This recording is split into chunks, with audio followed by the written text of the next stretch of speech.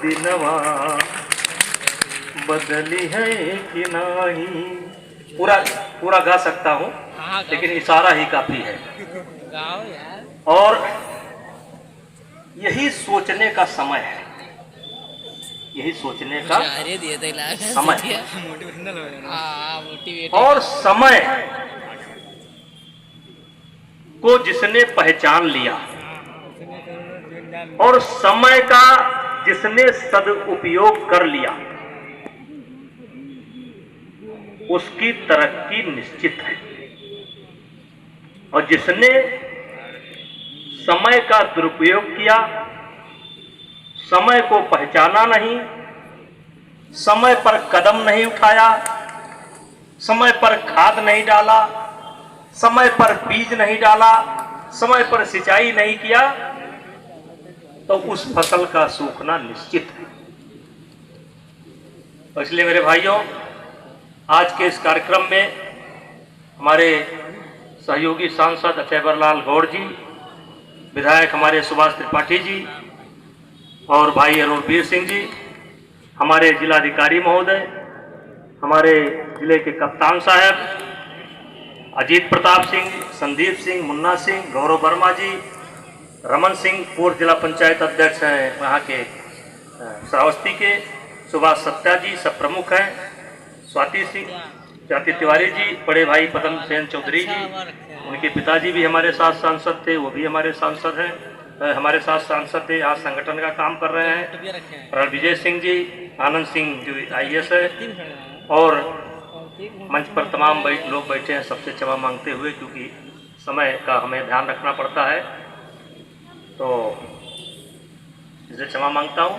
और बच्चों, और मैं सन 1992 से लगभग ये कार्यक्रम कर रहा हूँ और इस कार्यक्रम में जिनकी हमेशा भूमिका रही है इसके प्राचार्य रह चुके हैं और इन्हीं के देख रेख में ये कार्यक्रम होता है।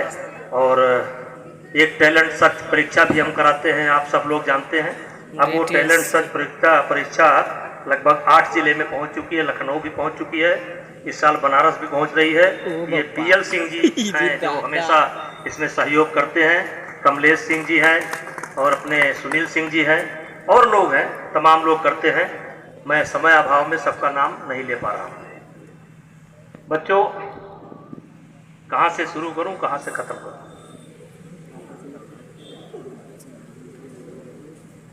ये आज़ादी का 75 वर्ष कैसे मिला, क्या क्या हुआ, आप भली भांति जानते हैं। लेकिन ये जो 75 वर्ष है पूरा हुआ है, इसमें हमें कुछ संकल्प की जरूरत है। अभी सब वक्ताओं ने इशारा किया है, मैं एक घटना बताना चाहता हूं कि कौन कहता है आसमां में चिराग नहीं, आसमां में छेद नहीं। कौन कहता है कि आसमां में छेद नहीं, एक पत्थर तो तबीयत से उछालो यारो। और मैं आपको बताना चाहता हूं, ये भी आपने देखा होगा कि कॉमनवेल्थ के लिए हमारे 12 खिलाड़ी गए थे और 12 के 12 मेडल लेकर के आए। मुझे समय याद है DM साहब, पूरी दुनिया में कुश्ती के क्षेत्र में जापान की बच्चियां नंबर 1 होती हैं। जापान जूडो होते जापान और हमारा तो कहीं अता पता ही नहीं था कि हम कहाँ हैं। लेकिन 2010 में मैंने कुश्ती का काम संभाला। उस समय जब हमने कुश्ती का काम संभाला तो हमारे जो पहलवान हैं वो जब जाते थे तो ईरान के पहलवान को देख करके अफसोस में हो जाते थे कि ईरान का पहलवान हमारे पूल में पड़ गया। और हमारी लड़कियां जापान की अगर कोई रेसलर पड़ जाए तो हमारी लड़कियां पहले हाथ पैर छोड़ देती थी कि जापान हमारे पूल में पड़ गया। मैंने देखा इस स्थिति को, और बच्चों मुझे गर्व है कि मैंने उस चैलेंज को स्वीकार किया, उस चैलेंज को स्वीकार किया। और आज बहराइच की धरती पर खड़े होकर के आपको बताना चाहता हूं कि अभी वर्ल्ड चैंपियनशिप हुई थी, वर्ल्ड चैंपियनशिप। हमारी भारत की बच्चियां विश्व चैंपियन बन के आई हैं, विश्व चैंपियन, विश्व चैंपियन। और हमारा ये चैंपियनशिप क्रिकेट की तरह नहीं है कि केवल 8 देश खेलते हो, 10 देश खेलते हो, 12 देश खेलते हो।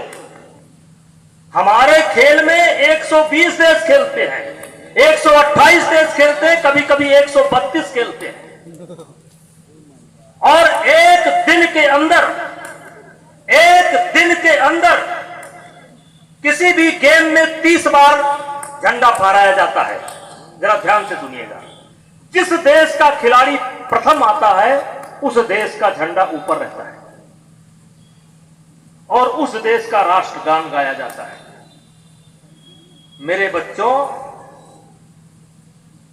अभी विश्व चैंपियनशिप चल रही थी, 30 बार में 8 बार भारत का राष्ट्रगान गाया गया। 30 बार में 8 बार भारत का राष्ट्रगान।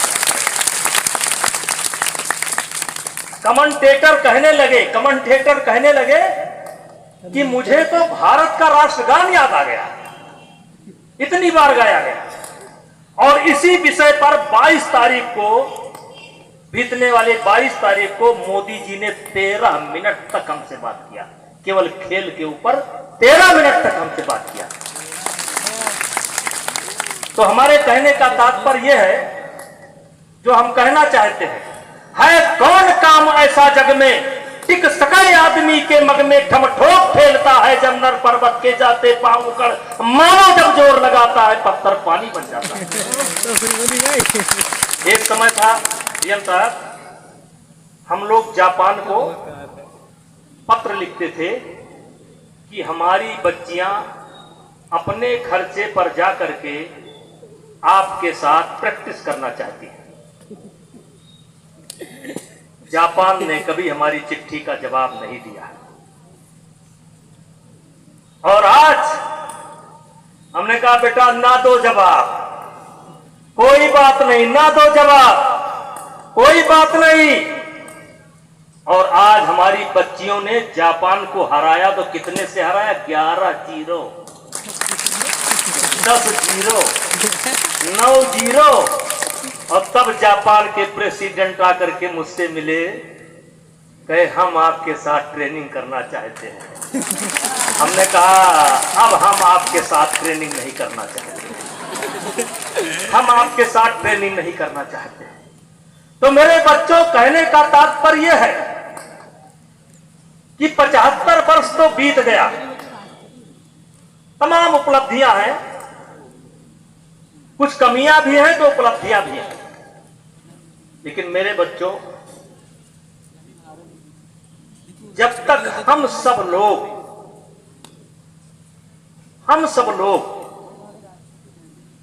कोई संकल्प नहीं लेंगे, और कोई जरूरी नहीं है कि आप बड़ा ही संकल्प लो, कोई जरूरी नहीं है कि आप बहुत बड़ा संकल्प लो, आप जो कर सकते हो उसका संकल्प लो, छोटा से छोटा संकल्प लो। मैं कानून का पालन करूंगा, मैं गलत ढंग से मोटरसाइकिल नहीं चलाऊंगा, मैं बिना हेलमेट के नहीं चलूंगा, मैं अपना दरवाजा साफ रखूंगा, मैं अपने पुरानी कॉपी किताब को नोट्स को बेकार में नहीं फेंकूंगा, किसी अपने साथी को दूंगा। कोई भी संकल्प आप ले सकते हैं, और इसीलिए हमारे मोदी जी का कहना है कि ये हमारे पुरुषार्थ का समय है। अभी तक तो हमने जो किया किया, कोई बात नहीं, लेकिन ये हमारे संकल्प का समय, हमारे पुरुषार्थ का समय। और अगर हम भारत ने किया क्या क्या, कोरोना काल में क्या किया, अभी श्रीलंका के ऊपर आफत आई तो हमने क्या किया, ये अगर बताने लगेंगे कह दूं। मैंने कहा था कि समय को जिसने पहचान लिया,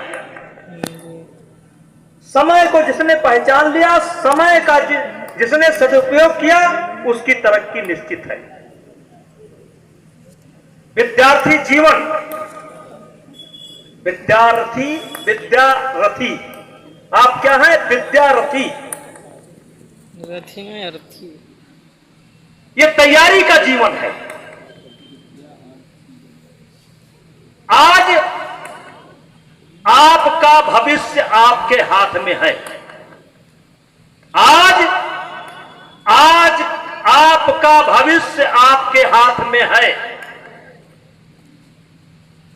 आज जो बोओगे वही फसल काटोगे। आज जो बोओगे वही फसल काटोगे,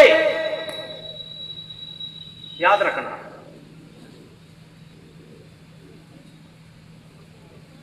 जीवन का सबसे अमूल्य समय और सबसे मतलब सतर्क रहने वाला समय। कब सतर्क रहा जाए,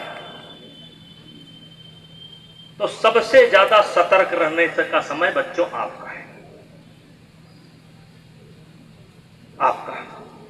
जितना आप सतर्क रहेंगे, जितनी आप मेहनत करेंगे, जितनी अच्छी फसल आप बोएंगे, उतनी अच्छी फसल आप काटेंगे।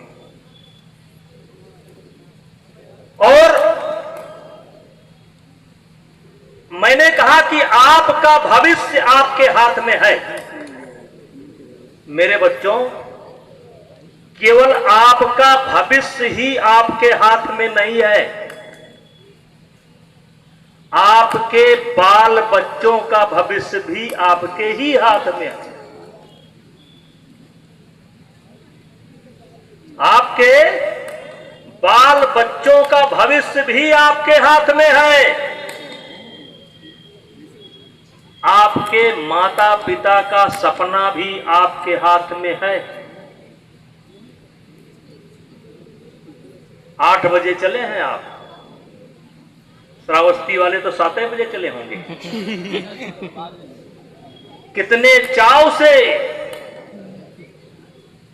आपके मम्मी ने आपको तैयार कराया, आपको नाश्ता खिलाया, कुछ नहीं खावा, देरी ना हो जाए, बस ना छूट जाए, तैयार करा करके भेजा। क्यों?